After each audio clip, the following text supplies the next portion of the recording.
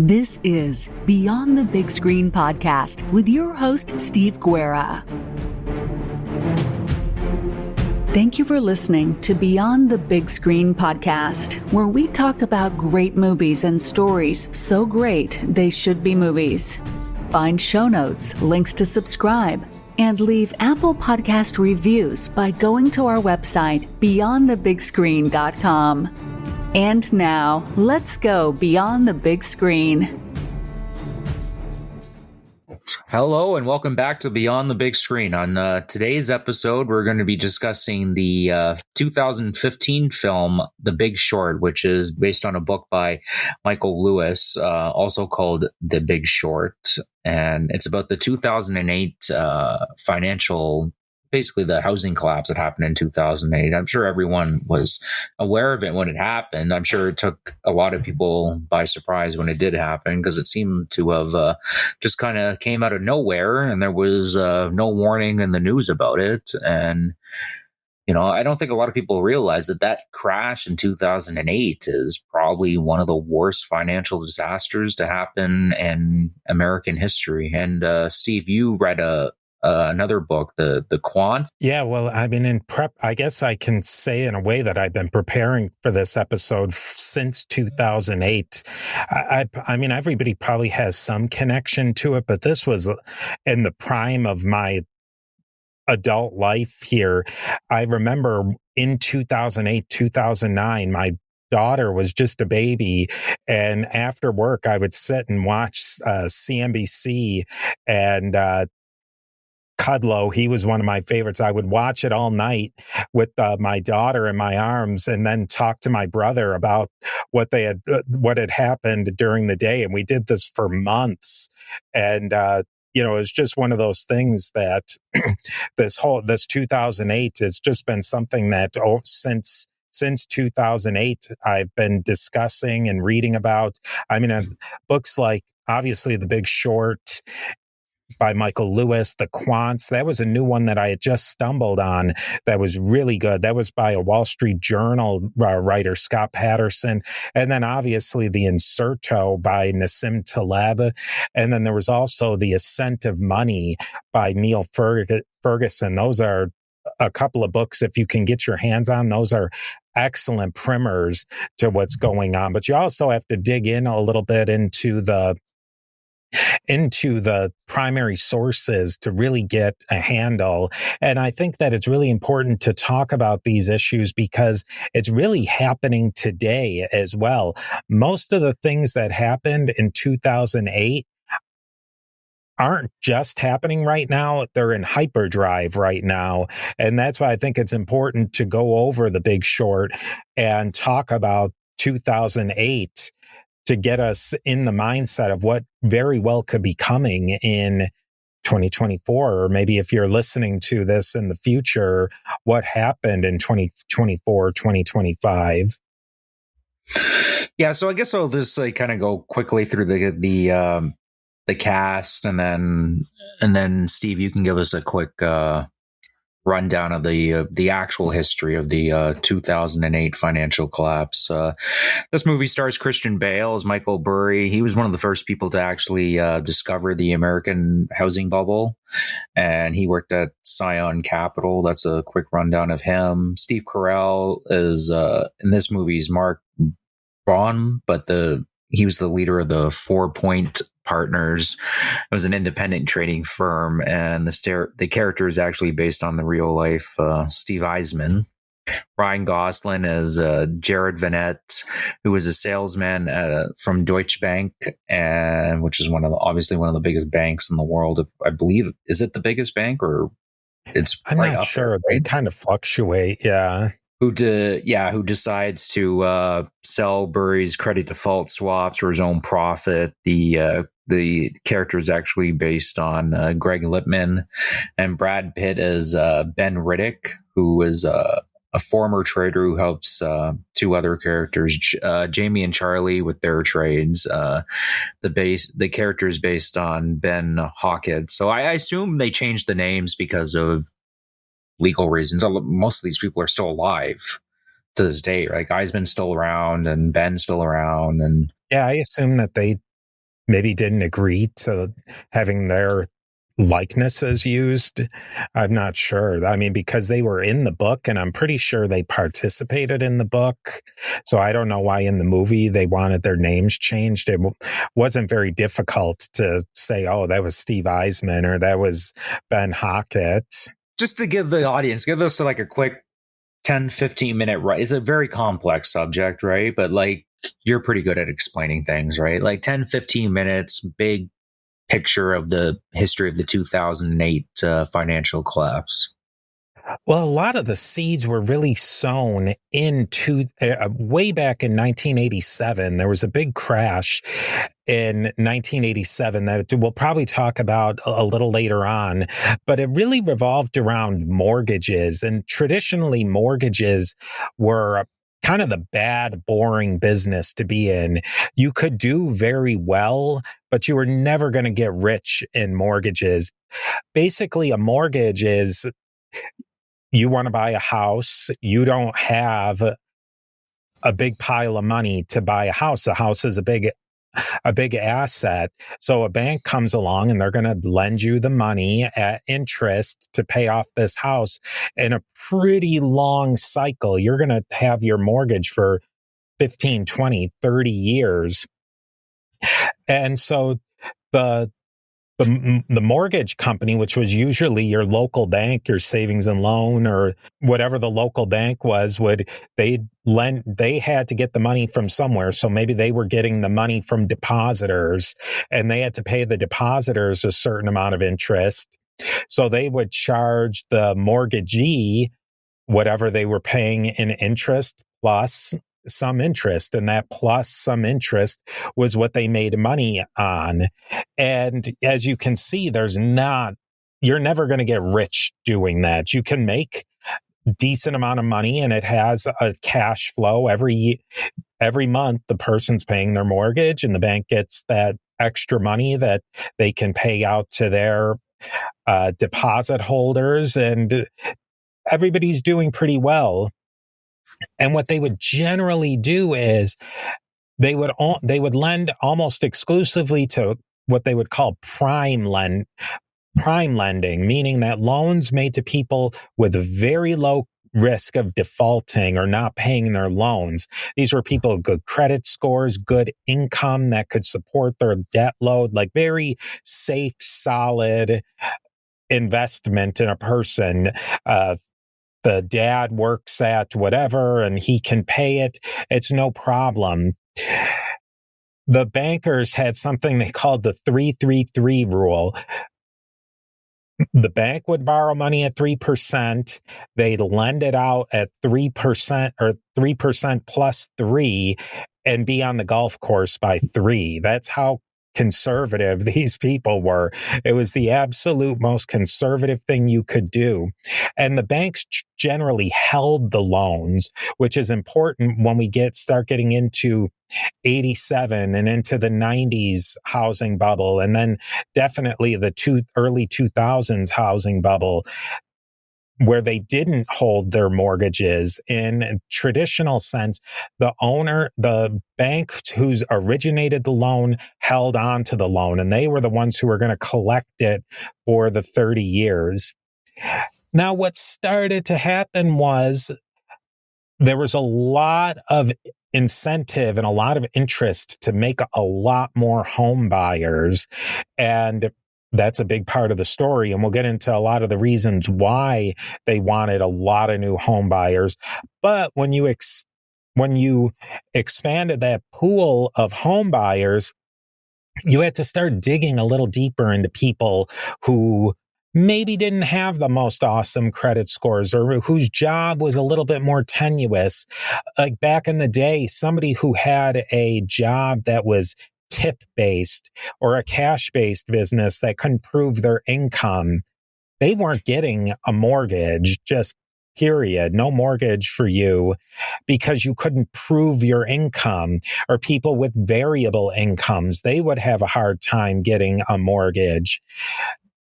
But as the banks started to loosen because they wanted to, write more loans and they wanted to start charging higher interest rates, they started giving these loans to people with lower credit scores, and then income and debt loads that just wouldn't normally pass muster. And you just get into that whole thing of, if there's low risk, you're making conservative loans, there's a low risk. A doctor making, say back in the 70s, $200,000 a year was going to be able to afford a $50,000 house. But you weren't going to be able to charge him a high interest rate necessarily to make that loan. So there was a low risk, but there wasn't a lot of money to be made. Now you start making these higher risk loans. You're expanding the amount of people who are getting loans, and you're also able to charge a higher interest rate to justify that. So you're hoping, we're hoping that these people who are riskier could pay back their loans. But if they don't, you can reap a lot bigger reward because you're charging them a higher interest rate. So we start getting into risk and reward as we move into the late 80s, 90s, and 2000s. Yeah, I think the big key there is that you talked about it being a safe bet. Like, for a long time, they had set up a system with the mortgages, and you said, like, a lot of these guys weren't getting super rich. They were doing still well off. Like, they were hitting the golf course, and they had nice cars, and they had nice houses themselves. And we have set up a system with the mortgages, and it worked fine for a very, very long time. And like you pointed out, and I mean, maybe me and you might disagree on this, I think it was a combination of things. I think wages started to stagnate, so they had to expand who could get mortgage rates, right? But also, I think part of it to get mortgages, but I also think part of it too was fundamentally was greed. Like, they had a good, safe, conservative system that worked for the most part. And there was very little reason to really change it other than, like, I wanted more money. I don't know. You'd probably disagree with that, or what do you think? Well, I mean, you could say that maybe the system was overly conservative, that, say, in the early 70s or pretty well into the 80s, you had to have 20% to put down on a house. You had to have fairly much perfect credit or darn near getting perfect credit. And that 20% had to be verifiably your money. You couldn't borrow it from your parents or from your Uncle Vito and put down the 20% on that house. It had to be verifiably yours. So I think you really could make a case that lending was too tight, and it needed to be loosened up because people weren't able to buy houses.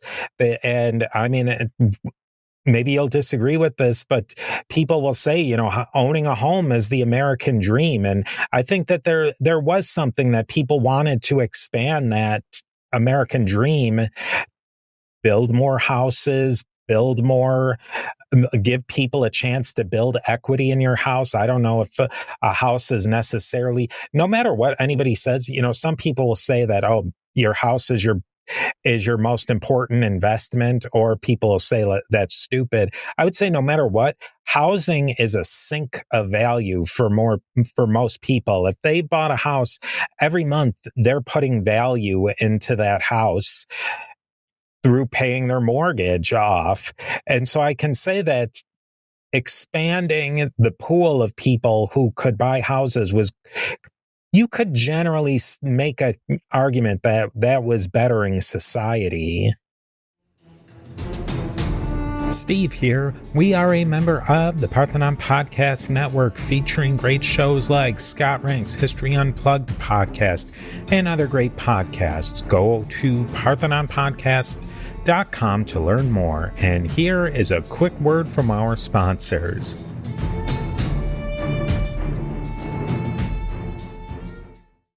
Yeah, and initially, in reading The Big Short, Eisman, who we're going to get into, who becomes like hypercritical of this, subprime loaning. Initially, apparently, he thought it was not a terrible idea, because the way, like you pointed out, the way he looked at it was expanding home ownership to people that, with the conservative measures that were going on before, we're just never going to be able to get to that point. And at least they're dumping their money into paying off a house as opposed to paying somebody else rent, right? Because that's the key, right? Like when you get a house, is you got a mortgage and you're paying it off, and then once you say, eventually pay off that mortgage, you turn around and you sell that house and you make a little bit of a profit on it, maybe, or you just stay in the house, right? And you're not paying the mortgage off anymore. There's an end point, right? But when you're renting, none of that has happened. That's all dead capital, right? You're giving it to a landlord, and it's not going into a bank. It's not paying anything off, right? It's helping the landlord pay his bills. And then I think the case can also be made that there were a lot of groups, poor people, different minority groups that were getting cut out of the game. Also, it was cutting out people who wanted to move up into housing. Maybe they had owned a house for 20 years and they wanted to move out to the country or to the suburbs. And that, depending on what your view on economics is, that flow of money, it wasn't stagnating anymore, that somebody owned a house for 30 years in a neighborhood and had it paid off. Now they can move up, take on more debt. There was a lot of incentives to get this machine rolling of basically expanding the housing market to what will eventually turn into a major housing bubble. Yeah. So initially you would say, this was, for the most part, I would say it was probably not a bad, I would say I wouldn't say it's a great idea. Right, like as the guy said it earlier, the way the mortgages ran before was fine. There was really not much wrong with it. Like they were safe bets. In the movie and in the book, they talk about it all the time. It's like, of course, who doesn't pay their mortgage? That was like, that's why a lot of the people didn't see this crash coming. Was who doesn't pay their mortgage? That's like the first thing. Like well, the mortgage get paid? Okay, then we'll worry about groceries. As long as the mortgage gets paid, right? Like, that's the way most people look at it. I think initially, like the way you describe it and the way I read about it was initially, I think it was the intentions were good, right? And I guess to kind of take us a little further along in the history of how we got to 2008, when would you say like it started to get abused? Well, there was that major crash in 87. And what really led into that, what was growing in the 80s, it goes back and there's a lot of history of it, but it's this group of economists and academics, really hardcore academics, who they started doing a lot of theories on things like the theory of large numbers and game theory and all these math-based things, using supercomputers to not game the system isn't quite right. The quite right word, but it was taking Wall Street was really, it was the Wild West in the 80s, and it was gunslingers making, shooting from the hip deals. And they were essentially jocks running the trading floor, and testosterone laden jocks. And now these nerdy types from the top universities around the country and around the world are coming, and they're thinking, what are some ways that we can use these theories to look at small differences and make money, and take many, many, many, many small little differences. It's called arbitrage, where there might be a little difference in a stock price between this stock exchange and this stock exchange, or a little bit of a difference in the currency value between the Canadian dollar and the US dollar. And how can we instantaneously find that difference, capitalize on it, and then get out of that? And so that you make the little tiny bits of money, and maybe you lose little tiny bits of money, but for a big gain to come down the road. And these people, they would become called quantitative traders or quants. Ed Thorpe is kind of like their grandfather. He's the Mount Rushmore, and he invented, I believe there was a movie about him, about how he developed a system to beat blackjack. He wound up getting kicked out of every casino basically in the country because he came up with a system where no matter what they did, how they shuffled the deck, he could calculate the odds and beat the house. And eventually he's like, why am I gambling and taking the risk of probably having some mafia guy break his kneecaps when he can go into Wall Street and it's completely legal what he was doing? So it took gambling and high finance, and it combined these two things, and it hypercharged them.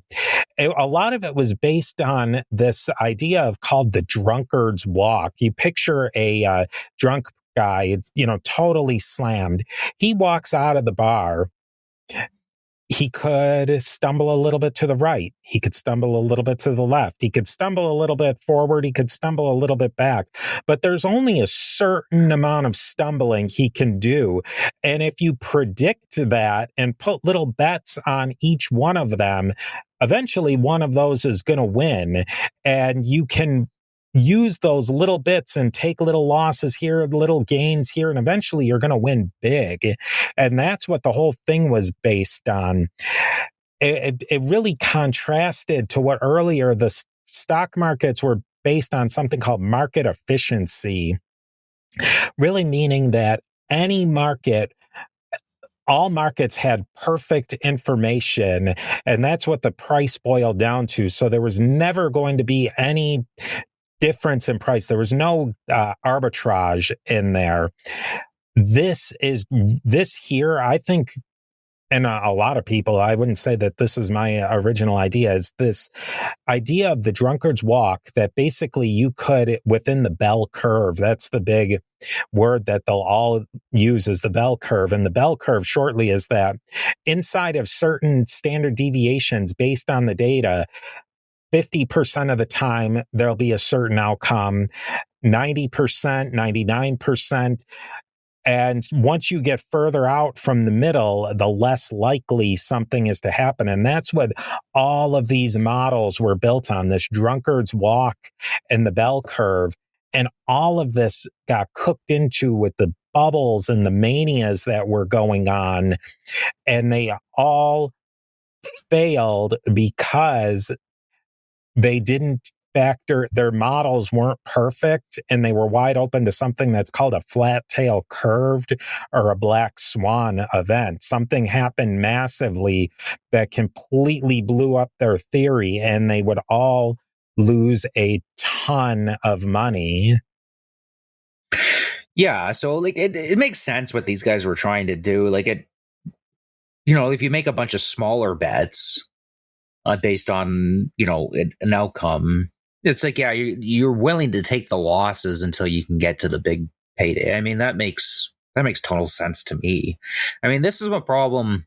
This is just maybe, well, it's not just a me thing, but the way things are talked about on Wall Street, it almost seems like the economy, and you pointed out, you use the example of the casino, right? It's some big game that they're trying to figure out. And it's at the end of the day, you're sitting there and thinking about this is the nation's economy here, right? Should people not concerned about the national health of the economy? But we're going to get into a little bit more, because I think it gets a little bit worse. I mean, why don't you tell us I think the whole thing on 2008 hinges on these things called the CDOs. And can you kind of explain to me what a CDO is? Well, we'll back up a little bit. How do we get to the point where we get to the CDOs? So these quants, they're using all their supercomputers and their big brain math and all of this stuff, and they're coming up with all these different financial products to either hedge their positions, which all a hedge is a fancy word for basically give yourself some insurance. If something fails, if it fails on one side, you can still recoup money on the other side. So none of your bets are basically winner take all or lose everything. Basically, you make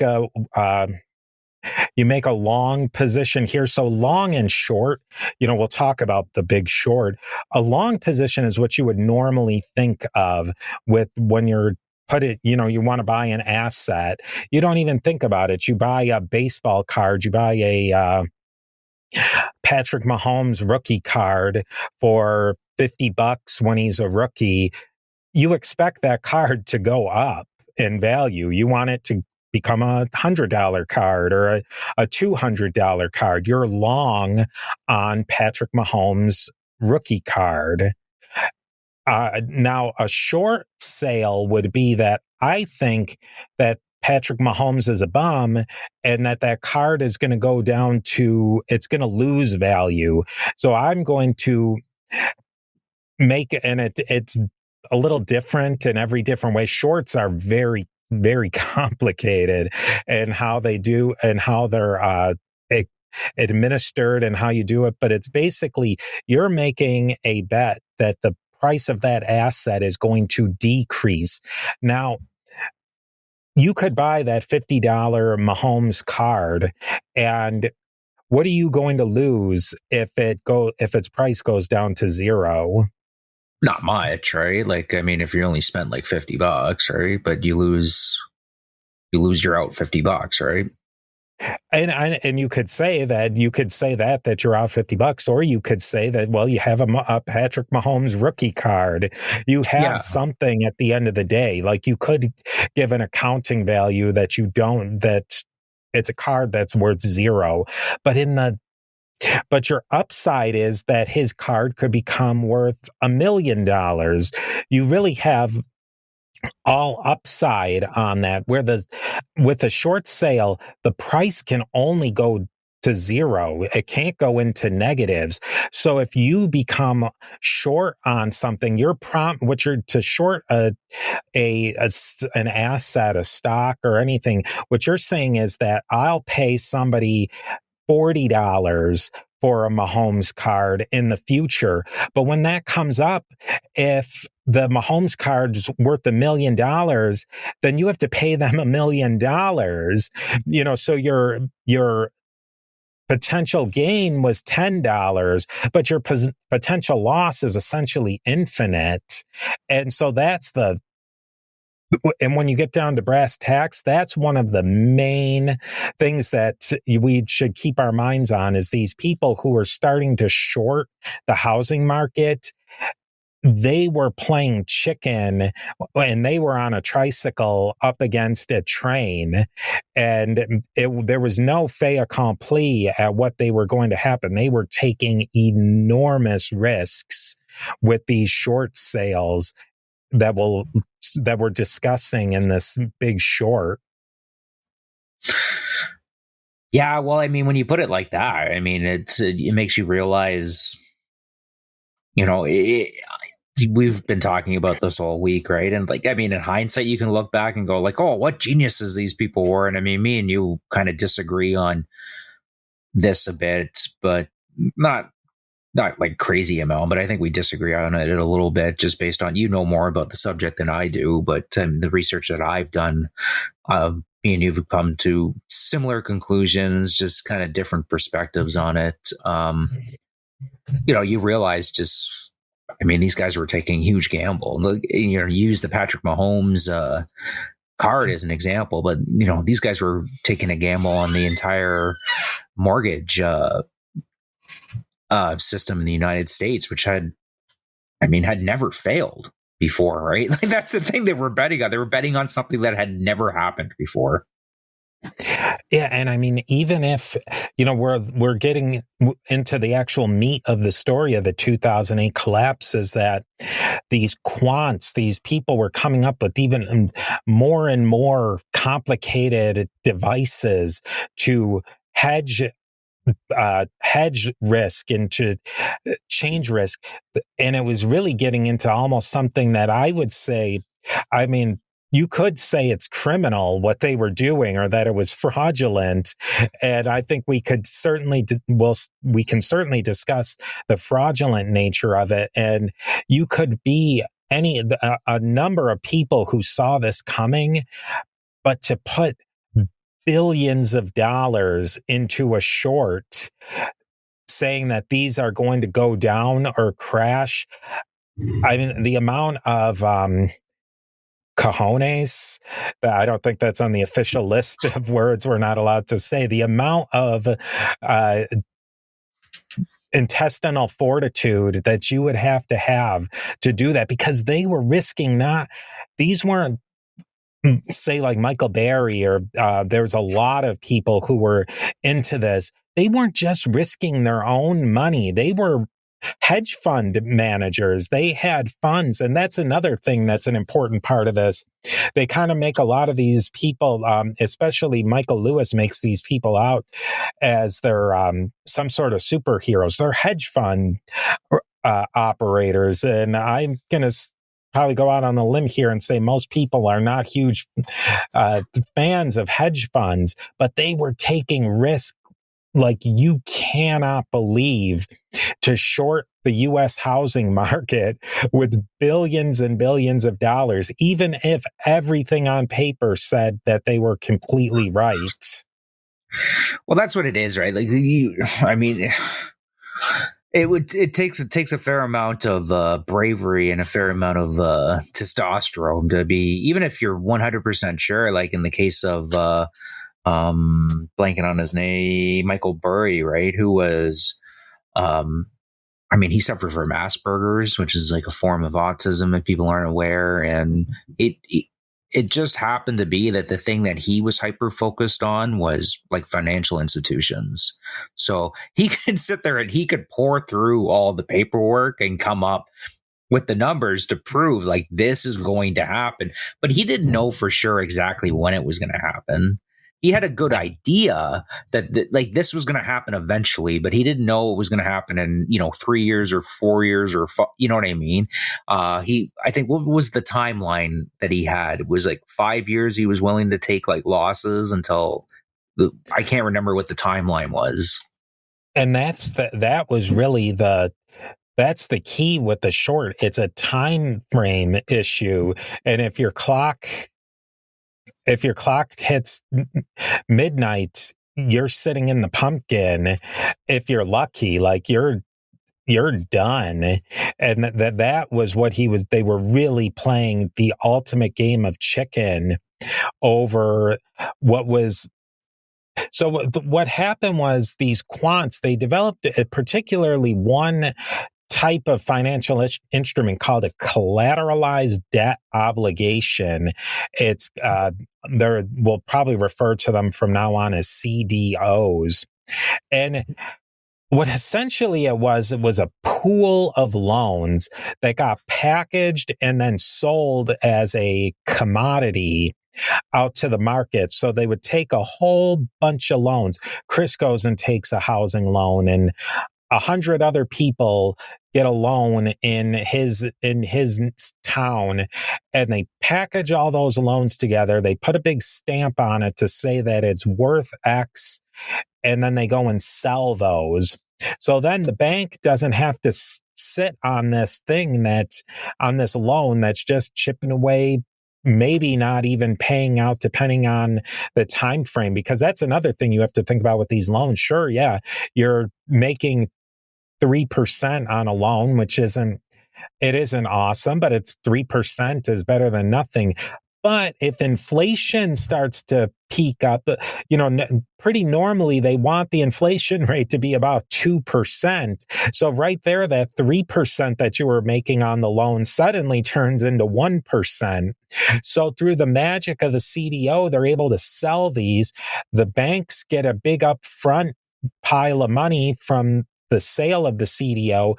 Then the CDO can be sold off again to maybe be held by other conservative. A lot of places that were buying them were very highly conservative retirement investment accounts, like the National Farmers of Japan, I think was one of them that took a big hit on this. I think there was a couple in England, but they were all over the place. They wanted really safe investments. What started to happen with these CDOs is they were becoming like surgeons. They were cutting them out it's kind of like getting a brisket. You want a little bit of fat, you want a little bit of lean. What they were cutting was AAA mortgages, which are AAA is the highest rated. That's the best mortgage because it's the most likely to get repaid. And then it goes down to like AA, single A, and then B, and then they have like weird names for the other ones. But there's basically down to junk mortgages like that. They're just never going to get repaid. That person's going to take the mortgage and then not even make their first payment, but they would slice and dice those in such a way basically what it wound up turning into was you would get one of these CDOs that was just a tiny little bit of AAA on top, and then it was completely loaded with, I mean, they use a lot of colorful language for these, dog excrement and all sorts of things that they'll use for these mortgages, but they're just trash that's never going to get repaid. So it's kind of like, my analogy for this would be the alchemists of old in like the Middle Ages, where they were trying to turn lead into gold. These guys were literally turning lead into gold. They were turning cow manure into gold with these CDOs. They were just putting a thin little layer of gold on top of that cow manure, and that was turning the whole cow flop into gold. And you can see that that's probably going to cause some problems. Yeah, because when so they started giving out these the subprime loans is what they were called, right? Which basically means just crappy loans, right? So they were giving out loans to people that couldn't even make their first mortgage payments. It didn't start off like that, but then it started to get to that point, right? And then like people they were signing off at like 2-year, what do they call it? 2-year like fixer interest or what have you. So like the first 2 years of their loan, the interest rate was the same. And then after that, it would just fluctuate. It'd go up, down, whatever, right? And this is to me where like the dishonest part of it starts getting into it. It's like, okay, the person taking out the loan needs to understand that they probably can't afford this, right? The banks weren't telling them that either. It's not like the bank was saying like, this is probably not a good idea for you, right? It's like, no. Of course this is going to work out for you. There's that famous example. Well, not famous, but I guess the most infamous example is in the movie that kind of shows this is when Steve Carell's character is talking to the stripper, and he's talking to her, and it's actually kind of a funny scene because she's like trying to do her job, and he's just like, no, I just want to talk to you. And she said, he starts talking to her about her, her mortgage and her houses or whatever, and she has 2 loans on the one house, right? And then he digs a little bit deeper, and it's, oh no, she has 5 houses. Like, why was nobody at the bank going, like, how are we, like, this is obviously not going to work, right? Who thought this was going to work when it got to that point? It just goes to show you, like, how something that started off as like, hey, maybe this is the thing that we can use to try to help people to get into certain communities, to raise themselves up, like give them a break, right? They might not have like the 20% right now, and they might not have like the perfect credit rating. Who knows? Maybe something happened in their life, yada, yada. There's all types of other factors. How does it get from that to a stripper who really is probably not getting a paycheck, or maybe they do, the very bare minimum, they make all their money off tips, has 5 houses? How does it get to that point? I think that to borrow a line from Nassim Taleb, it's skin in the game.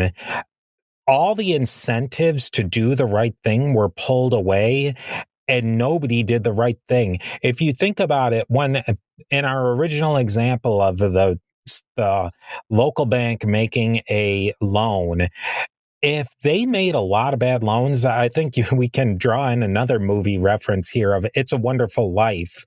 When the housing market blew up in their little town, it caused a run on the bank, and that banker was on the line. The Jimmy Stewart character, like, it was his family. Like, they were going to be destroyed if that bank went down and mortgages started to default. That's why he was fighting through the whole movie, was to, make a sane town to live in, because his bank was an integral part of that sane society. But when they didn't have that skin in the game anymore, when they were just taking these loans and pushing them on to be rebundled, the bank was paid off. They had their money back with some fees, and they were making money.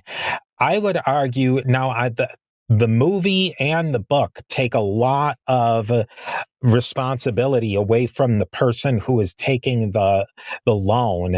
And I think some people might have not really understood what they were doing, but it wasn't buried in the fine print that after 2 years, that your mortgage was going to go from a teaser rate of 2% to 12%. I remember the ads from back then. Break your arm, your adjustable rate mortgage. People were buying them, and they were also buying them homeowners. I know many people who did this. They were getting mortgages at, back in those days at 6 or 7%, hoping that the interest rates would go down, and their adjustable rate mortgage would go and work in their benefit. So they lost all of the skin in the game as well. If they didn't pay their mortgage, that's something that the movie was showing, is that people were getting kicked out en masse. I know a lot of people who, they couldn't pay their mortgage. They left the keys in the door, and within 6 months, they got a new mortgage. Everybody was playing this game, and that's how it turned into a bubble. It's a classic Mania. To bring in yet another movie reference, I was just before this recording watching the new Eli Roth movie, Thanksgiving, and it was the setting was people were going to go into a Walmart type store before Black Friday. That's not normal, the way people used to act on Black Friday, where they would go nuts and like kill each other over a toaster oven. That's what happens when people go into mania. And that's what I think happened in the 2000s. And that's what happens in every stock bubble or any asset bubble, is people go nuts. We're dating ourselves right now in 2004 when we're recording this, but I don't know if they're doing this in Canada or not, but people are going bonkers over these Stanley, the company that makes like thermoses, have a new cup coming out, Stanley Cup, and people are spending hundreds of dollars to have a cup. They showed it in another movie that I'm working on, Paycheck. Beanie Babies. That wasn't even a part of the movie, but the main character walked by a thing selling Beanie Babies. That was a thing. Then there'll be a thing of the next thing. And remember that one, like Dancing Elmo or Talking Elmo, where everybody had to have that for Christmas. You remember Pogs?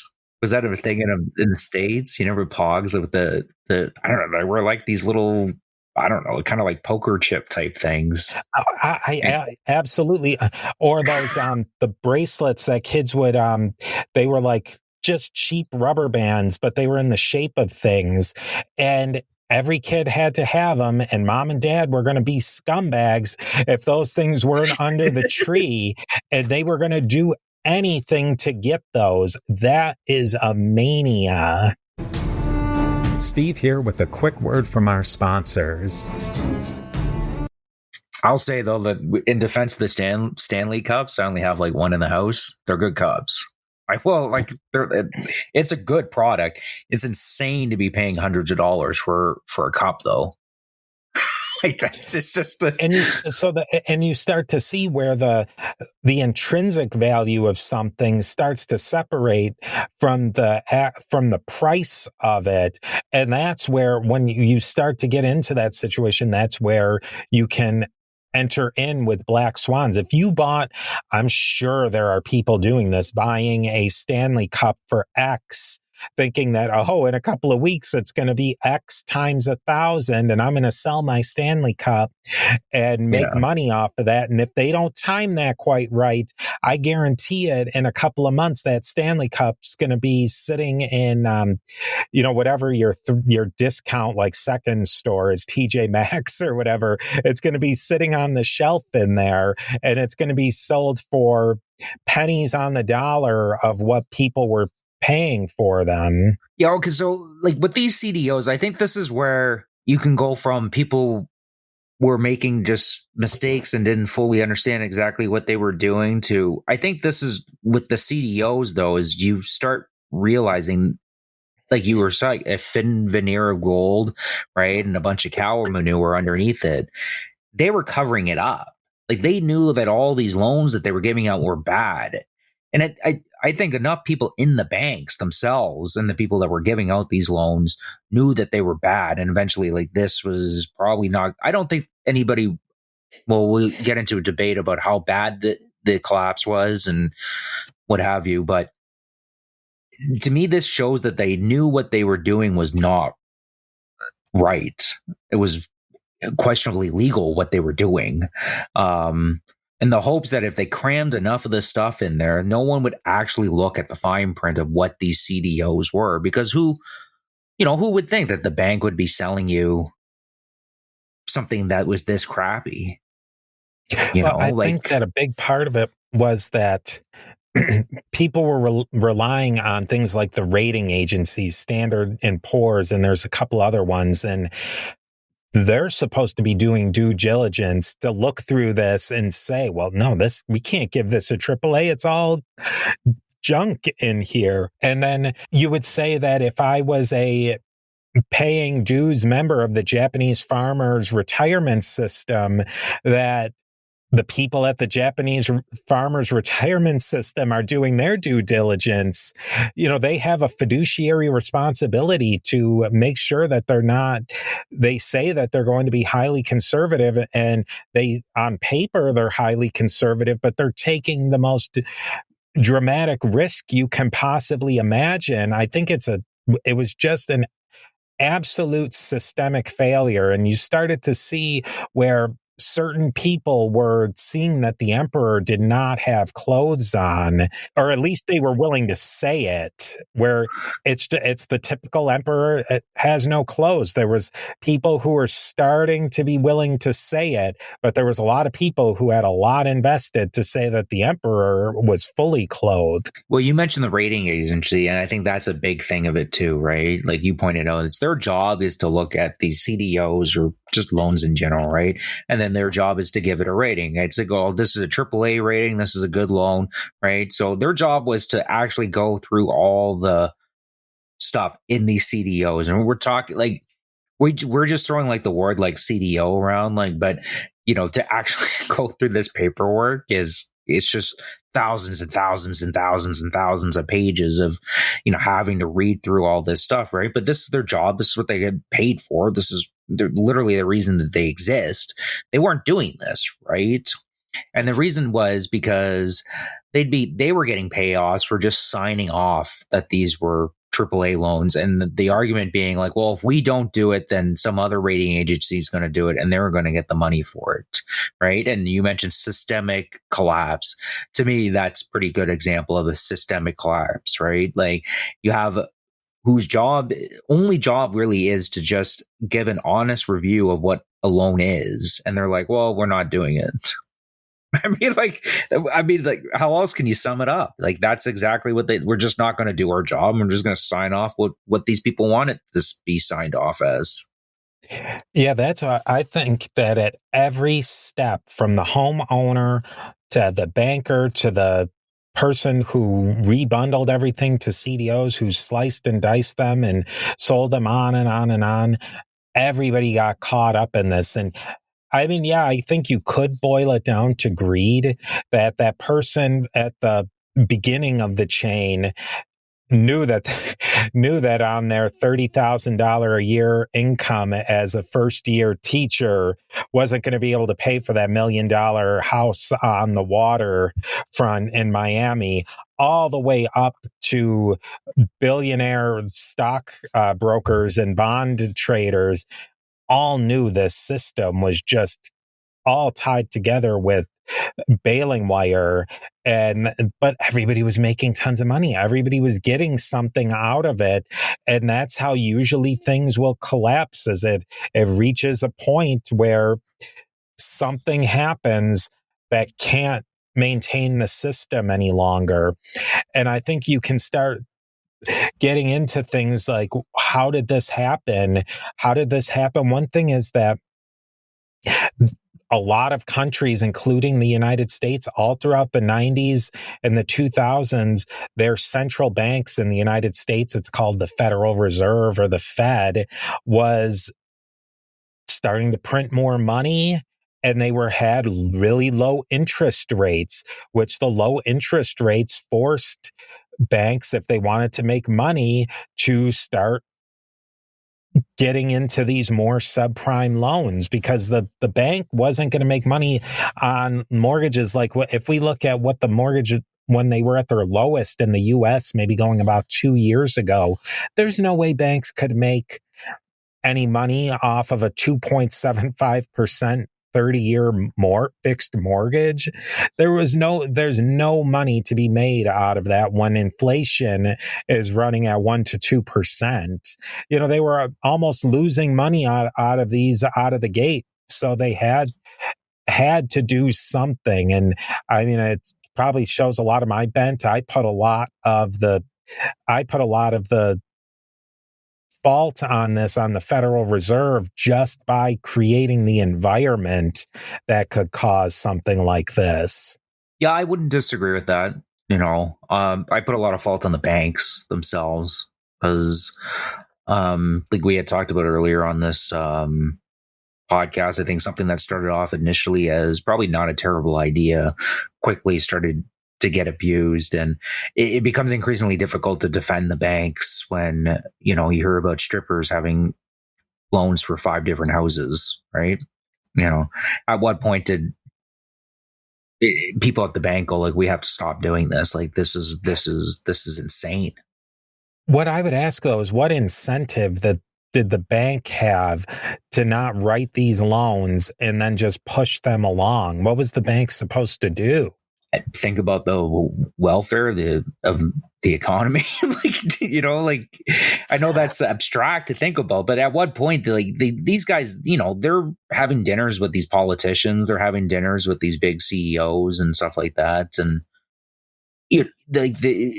people can argue whether, are they actually in charge of the economy? They're not actually in charge of the economy, but a big chunk of it, they've been, a fair amount of responsibilities has been bestowed on them, right?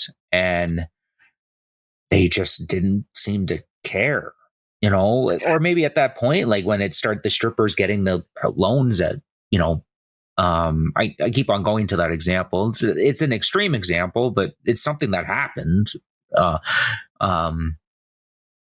Maybe at that point, it's just, it's too big of a problem. There's points in my life where I look at a situation and I go, well, I don't even know where to start. Maybe there are people were in the bank where, like, I don't even know how to fix this at this point. It's so, you can't. Well, it also, at what point, because there's no such thing really at this point as the bank. There's a lot of different banks and a lot of institutions. Is it the regional bank that was cutting these loans? Is it their responsibility? Because their brand, if that manager at local bank X, if they don't make that loan, the bank next door is going to make that loan, and they're going to make the money off of it, and you're going to be looking for a new job. And then that keeps going up and up and up into the high finance of Wall Street. There was no incentive to stop. really the only thing you could do is, and I very highly question, they really make Steve Eisman out in the movie, and that's one of my main problems. Maybe that's something we can get into later, is our problems with the movie. But I think the main problem with the movie 100%, the book less so, is that Michael Burry and Steve Eisman and even the Ben Hockett character, as much as they were not social crusaders who were going to save the world. They wanted to make a boatload of cash on the collapse of the financial system. Maybe we can start getting into the movie a little bit more. Like, I'd push back on Eisman. I think Eisman, from what I gathered in the book, and just reading a little bit about him after this 2008 financial collapse, I think he generally had a distaste and like a hatred for a lot of these operators of these big banks that kind of let this situation get as bad as he did. And he saw an opportunity to screw them.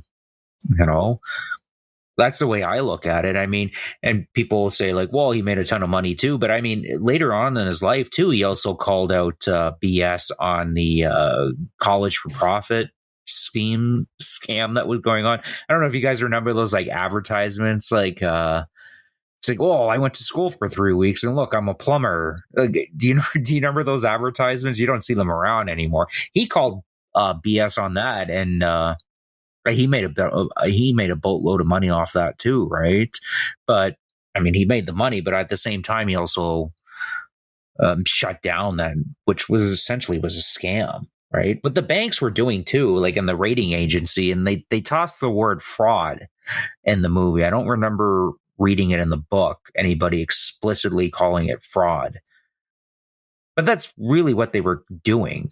I think Eisman cared. I think Burry was he was a dude with Asperger's that kind of looked like he was just looking at numbers and said like, well, this is just not going to work. Like, and I think he was kind of indifferent to the whole thing. That's my opinion. I think if more so from the book than the movie, and I think they maybe tried to come across with it in the movie, is I think he was the ultimate gambler. And a lot of these people in the hedge funds in that whole thing are gamblers at heart. Michael Lewis's first book, and I believe there was a movie based on it, Liar's Poker. They would just play this game of Liar's Poker on the trading floor when there was downtimes for thousands of dollars a hand to play this game just to feel the rush. I think that's a big part of the financial industry, is the rush is making tons of money with the always sword of Damocles over your head that you could lose a lot of money. The big problem with all of this is the losers really didn't lose. And that's what leads us into, we haven't fixed really any of these problems coming into the mid 2020s, that the losers, and they talk about this at the end of the movie, the banks that failed and these big houses that failed, the government let a couple of them fail, and then they wound up bailing out a lot of them. And then they started to bail out individual homeowners as well. So we got into a situation where it was capitalism for your wins, but it's socialism for your losses. People talked a lot about that in 2008 through 2010, when the government of the U.S. and countries all around the world were bailing out banks, and individuals saying that we had to avoid, air quotes, systemic failure. And this didn't just hurt the housing market. General Motors was very close to collapse at about that time. There was a whole load of industries that were going to blow up. A couple of countries were close to absolute financial ruin. Iceland was one of them. England was very close. England bailed out Iceland and then almost needed to get bailed out themselves. Greece very nearly failed. And there was a handful of other countries that were very close to failure. I mean, that was how bad this was. And so you could really say that, and that's the speech at the end of the movie of, the banks got bailed out. And I think it could be debated, did the banks need to bail out? Because if they didn't bail the banks out, that everything was going to implode and we would have the greatest recession, greatest depression of all time? Or did we need to let these banks fail and something new arise? I mean, that's the question that I think everybody needs to ask, especially we're just knocking on the door of the next downturn. Is it going to be a recession? Is it going to be a depression? Who knows? But there's always going to be winners and losers at the end of that. Do we get to pick those winners or losers, or do we have to naturally let that happen? Steve here again with a quick word from our sponsors. I think this is something that I think both me and you are in agreement on of what should have been done. I mean, the bank should have been left. They should have failed. We just talked about questionable practices, giving out loans to, 5 loans to a stripper is an extreme example, but it's the truth, right? And this went on and on and on and on. And then they tried to kind of cover it up with the CDOs, right? And it gets to the point where a problem that, we can argue that the Fed and the banks both created comes to a head, it collapses, right?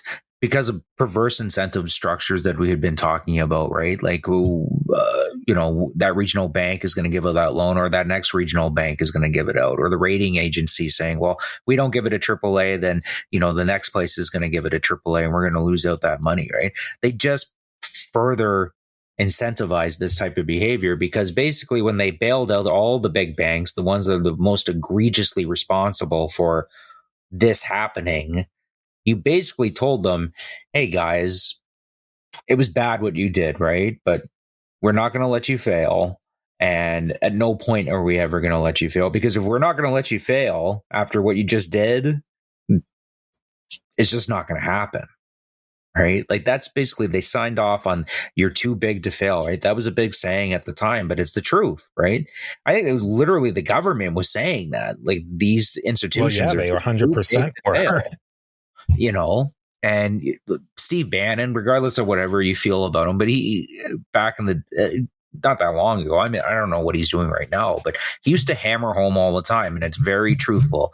It was so basically what happened after 2008 was socialism for the ultra wealthy, capitalism for everybody else beneath them, right? And that's what 2008 really signified. And people argue, it's like, well, you don't know all the ramifications of if you had let all these things fail, like how many countries would have collapsed and yada, yada, yada. I said, yeah, but fundamentally, all the people that were responsible for what happened in 2008, I mean, it's the same type of people that are doing it now, making the same decisions, doing the same things. And it's going to happen again. Are we just going to bail them out again? Because it's going to happen, people. I don't deny it. It's going to happen. It's out of our control. Like, unless you're like a really rich person, like one of these super wealthy people listen to the podcast, maybe you can throw us a couple of bucks, but for regular everyday folks like us, right? It's going to happen, and we're going to end up bearing the brunt of it, right? Because the government set a precedent in 2008, not just in the United States, but even up here in Canada, that, they're going to get the bailout money because they're too big to fail, and everybody else is going to have to pay the buck. Well, and that was a big thing with too big to fail. Like when they bailed out General Motors, and I think this particular case, no matter what you think about maybe the ends justify the means, but when they bailed out General Motors, they said that the U.S. government said that they were going to have to pay the employees out of their pension fund, I believe it was 100% on the dollar of what they were owed, even though they weren't the first in line to get what was left over. It was the bondholders, and the bondholders were forced to take what they call a haircut. When a haircut is just a term for that they would have to take less money from the payout, where the bondholders should have been paid first, and the workers, I mean, as sad as it is, they were further down the chain of to pick the carcass clean. And as soon as they reversed that, I think the government made it pretty clear that they want to keep a certain system going, and they're willing to adjust the essential rule of law. Like, this isn't rule of law like they just made it in the 40s or something. The order of bankruptcy is something that goes back to English common law. And now that they're saying, well, we can adjust that, it's off to the races. And I think we've seen it recently that whatever needs to be done to maintain the equilibrium, the Federal Reserve and the banks working with the regulators are going to do it, no matter what problems that keep getting built into the system. And it's just problems and problems, and you're just going to cause a much bigger collapse. It's like if the foundation of your house is crumbling, just putting a couple of sticks, that's going to make it look good. But eventually it hasn't fixed the essential problem. And that's what we're going into.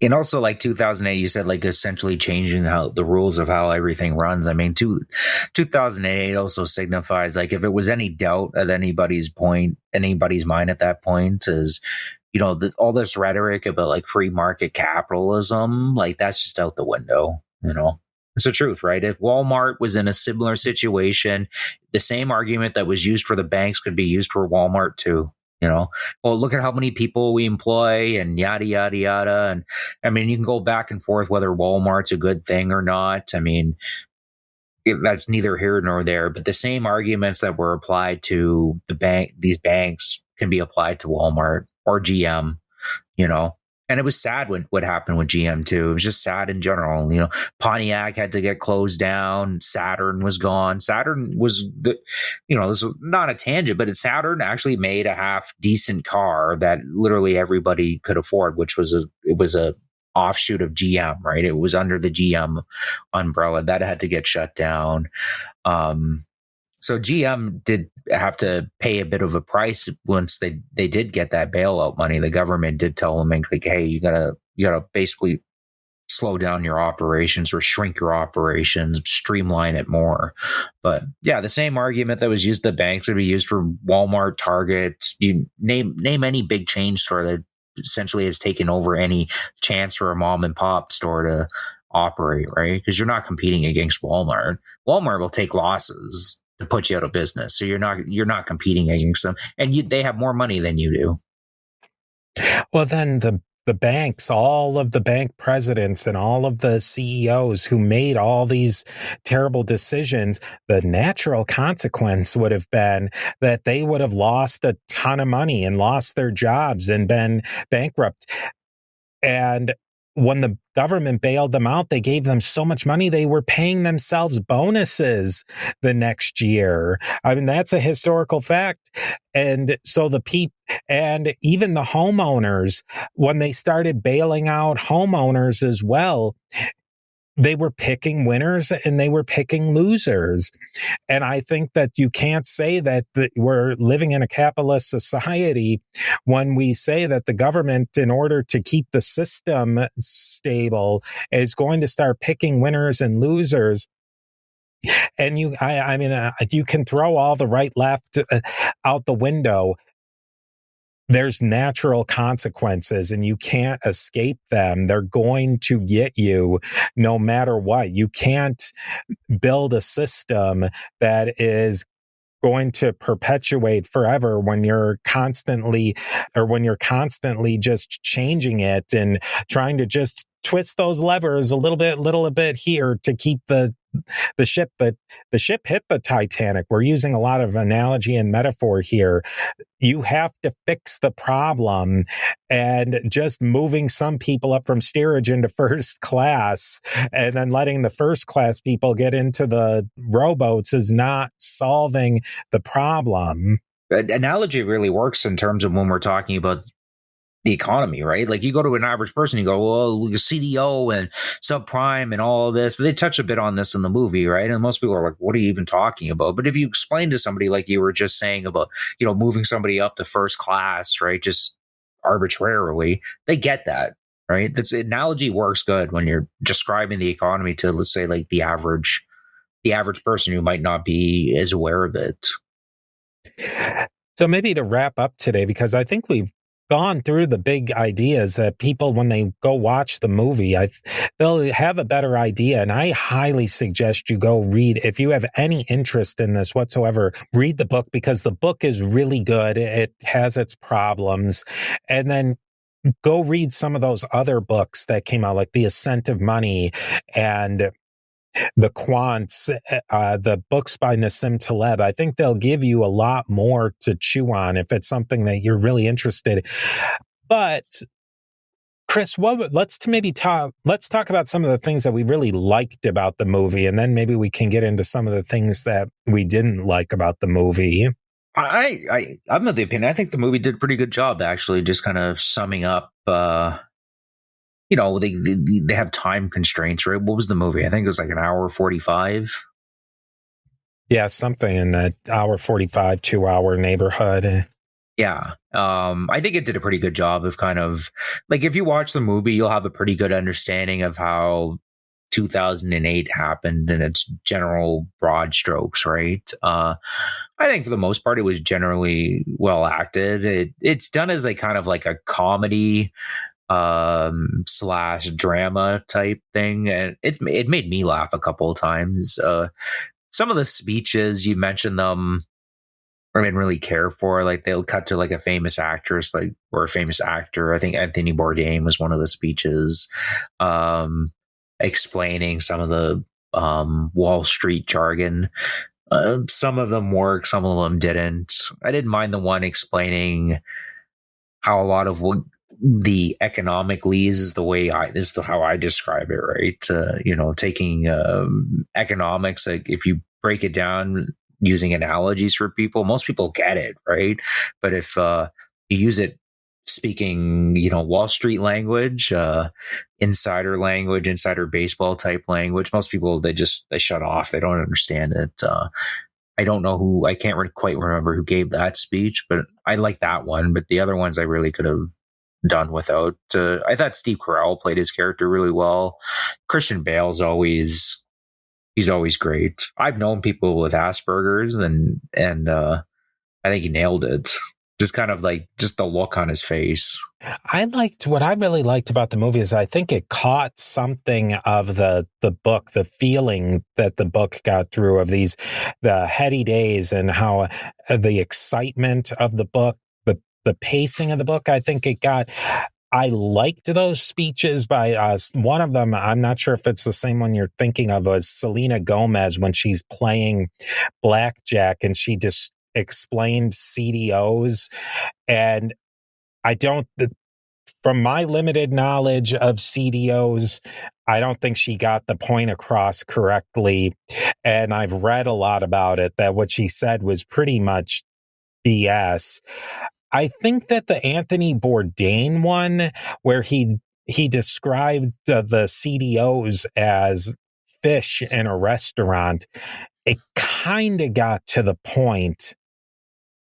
But I think as like any analogy, it missed an essential element. In his example, he said that he's a chef, or he was a professional chef. He's since passed on.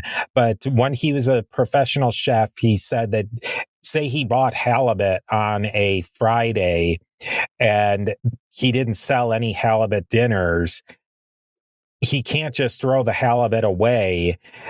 so he chops it up and makes it into soup. And I think that kind of defeated the purpose, because what was he supposed to do? Just the halibut didn't sell, so you just chuck it in the garbage at the end of the night. No, like a better analogy probably would have been like, though this halibut didn't sell and it's starting to go bad, we're just going to throw it in a stew to mask the fact that it's going bad. That would have been a better analogy. That's all I was thinking when he was going through that one. Or something like he bought a really nice halibut and somehow like put the head of the halibut onto a I don't know, like a sheep's head or a carp or something, and served it that way. So you think that you're eating the halibut, but what you're actually getting is like a bottom feeder garbage fish. Like, I think that would have been a little bit, but I think that would have been a tougher thing to carry off, because I think that was the thing for me, that the movie, it was way too much speeches. It was just basically one scene after another of one of the characters giving a speech. And I think at the end, it's really hard to make a movie out of a situation like this. Yeah, that's what I'll give them credit, right? Like, it was an entertaining movie. I really enjoyed watching it. I enjoyed the performances, and then especially like when you start getting into the subject matter, it's like I can't fault them too much, because I'm sure a lot of people in Hollywood looked at them like, "What? You're going to make a movie about this? Like, how are you going to do that?" You know, and Adam McKay, who was the director, he pulled it off. Yeah, I would say that it was a perfectly entertaining movie, a Friday night movie. Just pop something on, you get he did what they did what they had to do. The book obviously got into more of the complexities, and you can get into a lot more of the complexities. But the movie gave you a taste of what was happening. It wasn't a complete taste, but it gave you something. And then it also gave you a classic white hats, black hats. It defined good guys and bad guys. It gave you some moral ambiguity. I think in a way it created Frank, our co-host, and he's a professional writer. He talks about that you can't make your protagonist so good that they never do anything wrong, and you can't make your villain completely evil. And I think that they did that in a way that, particularly with the Greg Lipman character played by Ryan Gosling, he was scum, and he knew everything he was doing bad, but you still kind of were rooting for him a little bit. And you could see like Michael Berry wasn't an angel, and Eisman, I think, was a bit of a caricature, but I think they did spin a fun narrative. Yeah. I think the only person that in that movie that I think was generally somewhat of a decent person was the Ben Riddick character played by Brad Pitt, because at one point, like, the people that he's trading with, they're like celebrating what's going down, and he's just like, do you know that like people's lives are going to get ruined, the American economy is going to get wrecked, and suicide rates are going to go up? And then they just kind of stop. It's like, oh wait, yeah, this isn't like a casino. Like, this is real life. Like, this is going to affect millions of people's lives. And and at no point did it seem like, when you're watching the movie and you're reading the book, other than maybe Eisman from here and there, did anyone really seem to care all that much that this was going to ruin all these people's lives? But, I particularly like it, just grounded into like, there's real life world consequences to what we're doing now. And, he pointed them out, right? Yeah, and I think when it gets to the end, and I think that that's maybe a failure of the movie, is that it had to give a certain message at the end, a political message that gave the people in 2015 something that they were looking for. They couldn't just leave it with moral ambiguity of everything should have been allowed to fail. Like, nobody really wants to hear that story. And, that's not a good movie. That's what I've always said with these movies and we've never really talked about a movie about economics, and there's not many of them. But if any movie, that you take the ones that people love or hate the most, like Braveheart, if it gets you interested in the story, you're going to go and read about the real William Wallace and see that the movie didn't really portray a real William Wallace. But if you're really interested in it, if it caught your attention, then you are going to go read more about William Wallace. Don't watch a movie and take the movie as 100% truth, because that's just not what the movie is for. The movie is to tell us a story, take us through an arc that we feel something at the end. Exactly right. I mean, if I suggest anybody watch this movie, Big Short, and it's a good primer for the 2008 financial collapse. Like, you get, you introduce to some of the big characters, some of the big ideas, some of the big things that happened. And, and then once you kind of have that as a primer, go read the book, and then, go start doing some more of your own research. There's tons of stuff on there about it, right? You mentioned like Nassim Taleb. You can read his stuff. He's written a lot about this. Yeah, and to me, that's the joys of having like kind of movies that are based on real life events. It's, if they're done well, it's like, it's a good primer for the subject, and then you can kind of just start doing your own deep dive afterwards.